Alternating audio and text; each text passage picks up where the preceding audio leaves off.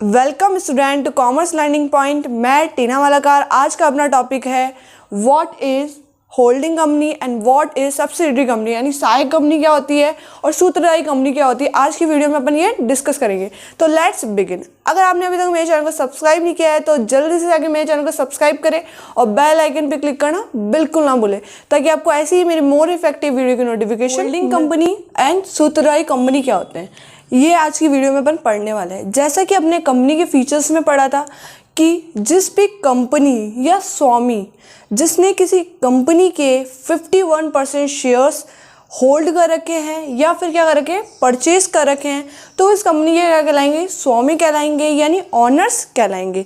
यानी अपन क्या कह सकते हैं, किसी भी कंपनी के शेयर्स का 51% भाग किसी भी व्यक्ति या कंपनी द्वारा खरीद लिया गया है तो वह उस कंपनी का क्या बन जाता है, स्वामी बन जाता है।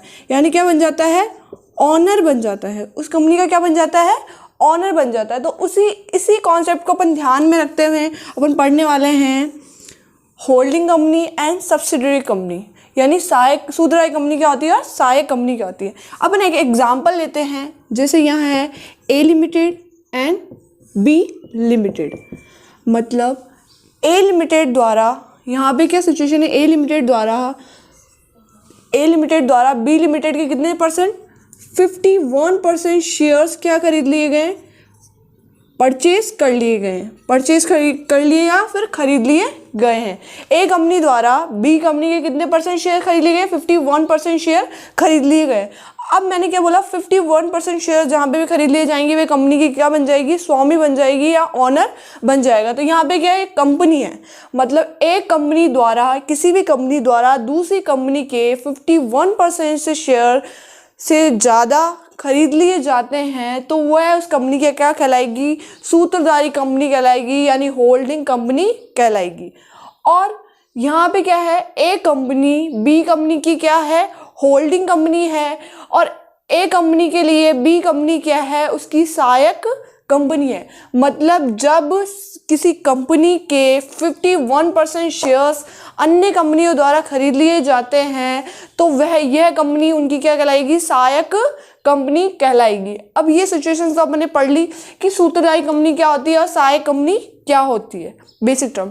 अब इसमें पढ़ते हैं, मतलब ये कंपनी भी किसी दूसरी कंपनी की क्या है, होल्डिंग कंपनी है। समझ लो सी लिमिटेड है, यहाँ पे क्या है, सी लिमिटेड है। इसने बी लिमिटेड ने क्या करेंगे, सी लिमिटेड के 51% शेयर्स क्या कर रखे हैं, परचेज कर रखे हैं। क्या कर रखे हैं, परचेज करके। मतलब बी लिमिटेड ने सी लिमिटेड के शेयर्स क्या कर रखे हैं, परचेज कर रखे हैं, और वो भी 51% या उससे अधिक शेयर्स क्या कर रखे हैं, परचेज कर रखे हैं। तो अब ये बी कंपनी क्या हो गई, सी कंपनी की होल्डिंग कंपनी हो गई, और सी कंपनी क्या हो गई, सहायक कंपनी हो गई अपनी। तो ए कंपनी तो के अंडर में कौन कौन सी आएगी, बी लिमिटेड भी आएगी और सी लिमिटेड भी आएगी। मतलब इस कंपनी की सहायक कंपनी की, मतलब सहायक कंपनी, और ये सहायक कंपनी भी इसकी क्या हो गई, होल्डिंग किसके पास आ गई, ए लिमिटेड के पास आ गई। अब ए लिमिटेड क्या बन गई, ए लिमिटेड अपनी बन गई स्वामी बन गई, इनके बिजनेस का क्या बन गई, स्वामी बन गई, यानी होल्डिंग कर ली। होल्डिंग नेम से अपन को हो रहा है कि होल्डिंग कंपनी क्या कहलाती है, यानी अन्य कंपनियों की क्या कर लिया उसने, 51% शेयर से अधिक शेयर्स खरीद रखे हैं तो वह कंपनी क्या होगी, होल्डिंग कंपनी हो गई।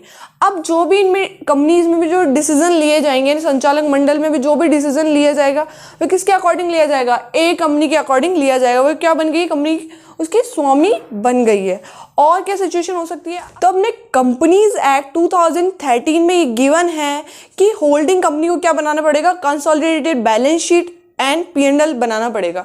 क्यों बनाना पड़ेगा, इनको सेपरेटली अपने फाइनेंशियल स्टेटमेंट्स तो बनाना ही है, जैसे balance sheet, P&L and cash flow, ये तो बनाना ही है इनको, ए बी एंड सी को। और ए को क्या करना है, ए को कंसोलिडेटेड बैलेंस शीट, मतलब इसकी भी अकाउंटिंग करनी है, और तीनों की एक साथ इसको क्या करनी पड़ेगी, अकाउंटिंग करनी पड़ेगी। अगर सी नहीं है, मान लो या सी नहीं है, तो यहाँ क्या करना पड़ेगा उसको, बी, ए और बी को मिला के क्या करना पड़ेगा, उसको consolidated balance sheet and P&L को बनाना पड़ेगा कंपनीज एक्ट 2013 के अकॉर्डिंग। ठीक है, और क्या करना पड़ेगा, और ये है इनका क्या होता है, ऐसे नहीं, इनका अस्तित्व क्या होता है, पृथक पृथक होता है, और ये अलग अलग खुद ही अलग अलग तरीके से क्या करती है, वर्क करती है। लेकिन इनको क्या करना पड़ता है, ए कंपनी को क्या देनी पड़ती है, consolidated balance sheet and P&L बनाना पड़ता है। तो यहाँ अपन को समझ सकते हैं कि सूत्रधारी कंपनी क्या होती है, सहायक कंपनी क्या होती है। मतलब एक कंपनी के द्वारा दूसरी कंपनी के 51% से ज़्यादा शेयर्स खरीद लिए जाते हैं तो वह कंपनी क्या बन जाती है, ऑनर बन जाती है। और जो ऑनर बन जाती है उस कंपनी को ही क्या बोलते हैं अपन, सूत्रधारी कंपनी यानी होल्डिंग कंपनी बोलते हैं। और जिस कंपनी के खरीदे जाते हैं वो कंपनी क्या कहलाती है, सब्सिडरी कंपनी यानी सहायक कंपनी कहलाती है। तो ये थी आज की अपनी वीडियो। अगर आपको मेरी वीडियो अच्छी लगे तो उसको लाइक करें, शेयर करें और बेल आइकन पे क्लिक करना बिल्कुल ना भूलें। तो thank you for watching my video.